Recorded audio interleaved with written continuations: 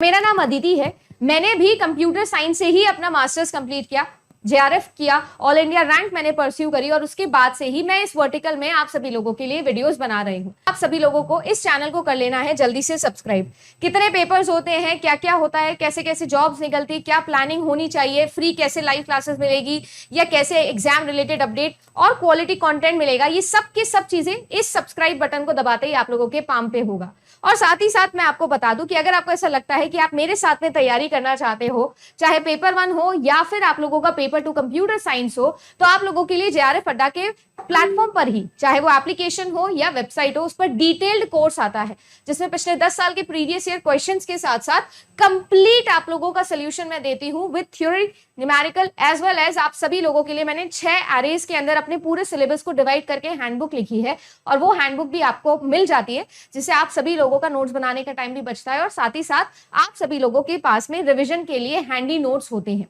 तो ये सब चीजें आपको मिलती है। अगर आप लोगों को लगता है कि you want to continue and join this session, ये अभी आप लोगों के लिए ऑलरेडी रनिंग में है इस दिसंबर एग्जाम या 2025 जून के लिए, तो आप इस नंबर पे कॉल कर सकते हो और हमें ज्वाइन कर सकते हो। सन जो है वो ईस्ट की तरफ राइज करता है, ठीक है ना।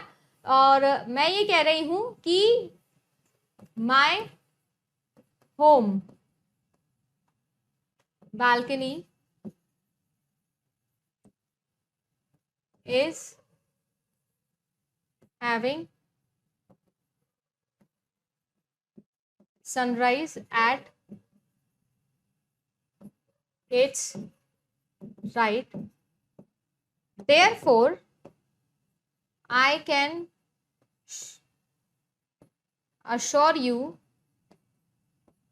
that my balcony is north facing. देखो वैसे तो मैंने यहां पर वर्ड ही लिख दिया है अश्योर, वैसे तो मैंने वर्ड ही लिख दिया सीधा सीधा अश्योर, तो वैसे ही समझ में आ रहा है कि कंक्लूजन के अंदर जब 100% गारंटी के साथ में आप कोई चीज बोलो, एकदम सर्टेनिटी के साथ में कोई चीज बोलो, तो जाहिर सी बात है वो कैसी होगी, डिडक्टिव होगी। किसी भी चीज की गारंटी या अश्योरिटी आप कब दे सकते हो मैम, जब वो यूनिवर्सल फैक्ट हो। देखो सन जो है वो ईस्ट से राइज करता है, यानी कि पूर्व से सूर्योदय होता है। जब मेरी बालकनी को मैं देखती हूँ तो सनराइज हमेशा दाएं तरफ दिखता है, राइट की तरफ दिखता है। इसका मतलब मैम ये अश्योरिटी है कि जो मेरी बालकनी है वो नॉर्थ फेसिंग है, क्योंकि जब मैं नॉर्थ की तरफ फेस करूंगी तभी मेरे राइट के ऊपर ईस्ट आएगा और सनराइज हो रहा होगा। अगर मैं बोलूँ कि मैं जो है मेरे सनराइज को हमेशा लेफ्ट की तरफ देखती हूँ, इसका मतलब क्या है कि मैं दक्षिण की तरफ देख रही हूँ, तो मेरी जो बालकनी होगी वो क्या होगी, साउथ फेसिंग होगी।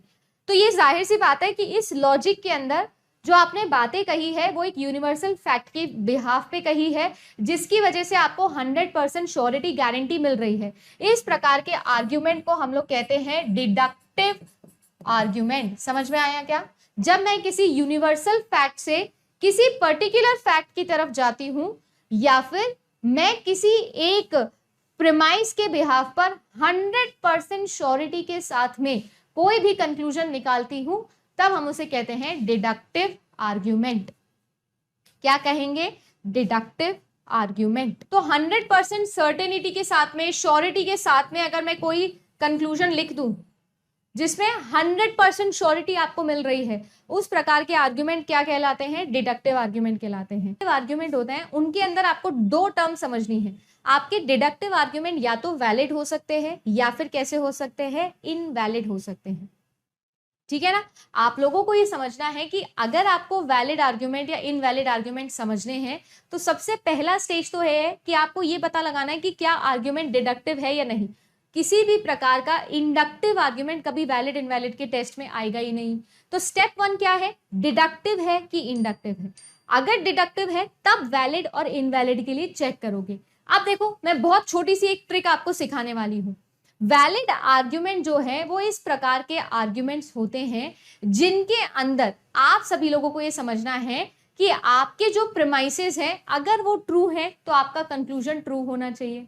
अगर आपकी प्रीमाइसेस फॉल्स है, स्टिल कंक्लूजन ट्रू है, तो भी वो वैलिड है। अगर आपके लिए एक प्रीमाइस फॉल्स है, एक प्रीमाइस ट्रू है, फिर भी आपका कंक्लूजन ट्रू होना चाहिए। यानी कुल मिला के आपके पास में अगर आपका कंक्लूजन फॉल्स हो जाता है, आपका कंक्लूजन फॉल्स हो जाता है ट्रू प्रीमाइसेस के बिहाफ पर, इसका मतलब आपका ये जो आर्ग्यूमेंट है ये कैसा है, इनवैलिड है, नहीं तो हर केस के अंदर वो वैलिड होगा। कुल मिला के ट्रू आर्ग्यूमेंट के साथ में फॉल्स कंक्लूजन आप नहीं निकाल सकते, अदरवाइज आपका डिडक्टिव आर्ग्यूमेंट इनवैलिड हो जाएगा। अदरवाइज हमेशा हमेशा आपका आर्ग्यूमेंट कैसा होगा, वैलिड होगा। कंक्लूजन हमेशा ट्रू होना चाहिए अगर प्रेमाइसेस ट्रू है तो। अगर प्रेमाइसेस फॉल्स है फिर भी कंक्लूजन ट्रू है तब भी चलेगा, पर अगर गलती से कंक्लूजन जो है वो फॉल्स कर दिया ट्रू प्रेमाइसेस के बिहाफ पर, आपका गेम नहीं बनेगा, डिडक्टिव आर्ग्यूमेंट इनवैलिड हो जाएगा। जैसे इस केस के अंदर समझते हैं कि मैम आप क्या बोलना चाहते हो, दोबारा हम लोग एग्जाम्पल से समझेंगे। All dogs are snake, all snakes are bird. Conclusion आपने निकाला कि ऑल डॉग्स आर बर्ड्स, ठीक है ना। अब आप सब लोगों ने सिलॉजिज्म थोड़ा बहुत पढ़ा है, सिलॉजिज्म भी एक तरीके का क्या है, डिडक्टिव आर्ग्यूमेंट है। सिलॉजिज्म की ट्रिक अगर आप लोगों को याद हो तो मैं आपको दोबारा से रिवाइज करा देती हूँ। हम कोई भी एक प्रेमाइस को लेते हैं और उसका वेन डायग्राम बनाते हैं। कैसे, ऑल डॉग्स आर स्नेक, सभी के सभी जो डॉग हैं वो क्या है, स्नेक है, और सभी के सभी जो स्नेक है वो बर्ड है। अब ये रियल लाइफ के अंदर क्या चल रहा है मुझे कोई मतलब नहीं है, पर जो क्वेश्चन में मुझे बोला गया है वो मैं आप लोगों को दिखा रही हूँ।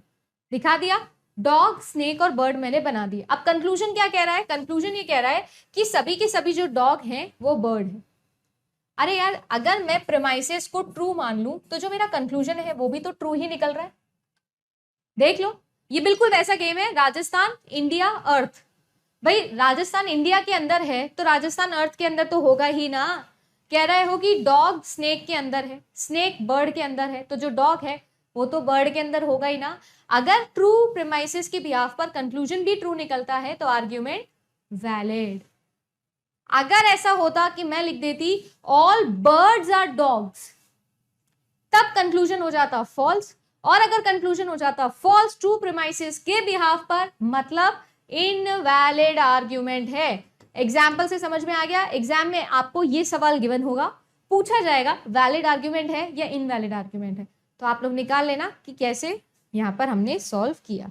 वैलिड आर्ग्यूमेंट में 3 ट्रिक सिखाई है। ट्रू प्रेमाइस तो ट्रू कंक्लूजन होना चाहिए, फॉल्स प्रेमाइस फॉल्स कंक्लूजन होना चाहिए, फॉल्स प्रेमाइस हो पर ट्रू कंक्लूजन हो जाए, सब चलेगा, कोई दिक्कत नहीं है। बट अगर मैं आप लोगों को बोलूं कि ट्रू प्रेमाइस है और फॉल्स कंक्लूजन है, इनवैलिड आर्ग्यूमेंट है, ठीक है ना। आपने बता दिया डिडक्टिव है कि इंडक्टिव है, आपने ये भी बता दिया कि वैलिड है कि इनवैलिड है। अब बात आती है साउंड या अनसाउंड आर्ग्यूमेंट के ऊपर। क्या, साउंड और अनसाउंड आर्ग्यूमेंट के ऊपर। देखो, आप लोगों के लिए जो डिडक्टिव आर्ग्यूमेंट्स हैं उन्हीं के लिए साउंडनेस और अनसाउंडनेस यूज होती है। अगर आपके प्रेमाइस रियल लाइफ के अंदर ट्रू है ना, तो वो प्रेमाइसेस आपके लिए कैसे होंगे, रियल लाइफ में असली वर्ल्ड के अंदर अगर ट्रू है तो वो आपके साउंड आर्ग्यूमेंट होंगे। हमेशा जो वैलिड आर्ग्यूमेंट्स हैं, वैलिड डिडक्टिव आर्ग्यूमेंट्स, उनके अंदर रियल लाइफ को हम चेक करते हैं कि भाई ये जो है रियल लाइफ में अप्लाई होता है कि नहीं अप्लाई होता है। अगर रियल लाइफ में प्रेमाइसेस ट्रू है, इसका मतलब ऐसे valid deductive argument sound argument है, और अगर वो रियल लाइफ के अंदर ट्रू नहीं होते तो वो अनसाउंड आर्ग्यूमेंट है। दोबारा समझो कैसे। साउंडनेस एक तरीके का एट्रीब्यूट है। सबसे पहले डिडक्टिव आर्ग्यूमेंट होना चाहिए, सेकेंडली वैलिड होना चाहिए, और थर्डली आपके जो प्रेमाइसेस हैं वो सभी के सभी रियल लाइफ के अंदर ट्रू होने चाहिए। अभी जल्दी से मैं आपको वो डॉग वाले एग्जाम्पल पे वापस लेके जाऊंगी। मैंने आपको बताया सभी के सभी डॉग स्नेक्स हैं, सारे के सारे स्नेक्स बर्ड्स हैं, सारे के सारे डॉग्स बर्ड्स हैं। ये डिडक्टिव था, यस मैम। सिलॉजिज्म है, हमेशा डिडक्टिव है। क्या ये वैलिड था, यस मैम ये वैलिड भी था। अभी आपने प्रूव करके दिखाया कि जो डॉग्स हैं वो स्नेक्स के अंदर आ रहे हैं, स्नेक्स बर्ड्स के अंदर आ रहे हैं, तो बर्ड्स के अंदर डॉग आएगा ही आएगा। यानी कि ये क्या था, ट्रू प्रेमाइसेस के बिहाफ पे ट्रू कंक्लूजन निकला था, वैलिड है। अब मैं आपसे पूछती हूँ कि क्या ये प्रेमाइसेस रियल लाइफ के अंदर ट्रू होते हैं क्या? जैसे कि क्या सभी के सभी जो डॉग्स होते हैं वो स्नेक होते हैं क्या? क्या सारे के सारे जो कुत्ते होते हैं वो सांप होते हैं? ऐसा होता है क्या? अब मतलब किसी ने घर में डॉग पाल रखा है तो उसने सांप पाल रखा है। आस्तीन के सांप तो हम सभी ने पाल रखे हैं, ठीक है बट डॉग जो है क्या वो रियल लाइफ में स्नेक होता है कि नहीं होता? नहीं होता, तो ये है तो वैलिड पर अनसाउंड है। क्या है? अनसाउंड आर्ग्यूमेंट है। तो इस तरीके से आपको साउंडनेस चेक करनी है। एक और एग्जाम्पल मैं आप लोगों को देती हूं। जैसे देखो यहाँ पर ऑल कैट्स आर मैमल्स और mammals are animals, all cats are animal, deductive है, वैलिड है और साउंड भी है। क्यों? सभी के सभी कैट्स मैमल होती है क्या? मैमल मतलब जो रिप्रोड्यूस कर सकते हैं उनको मैमल्स कहते हैं। ह्यूमन बीइंग भी एक प्रकार का मैमल है, कैट भी एक प्रकार की मैमल है, बिल्कुल है। क्या जो मैमल है वो एनिमल होते हैं? यस मैम होते हैं, हम भी सोशल एनिमल है। क्या सभी की सभी जो कैट्स है वो एनिमल हो गई? बिल्कुल हो गई। रियल लाइफ के अंदर भी प्रीमाइज ट्रू है, इसका मतलब साउंड आर्ग्यूमेंट है।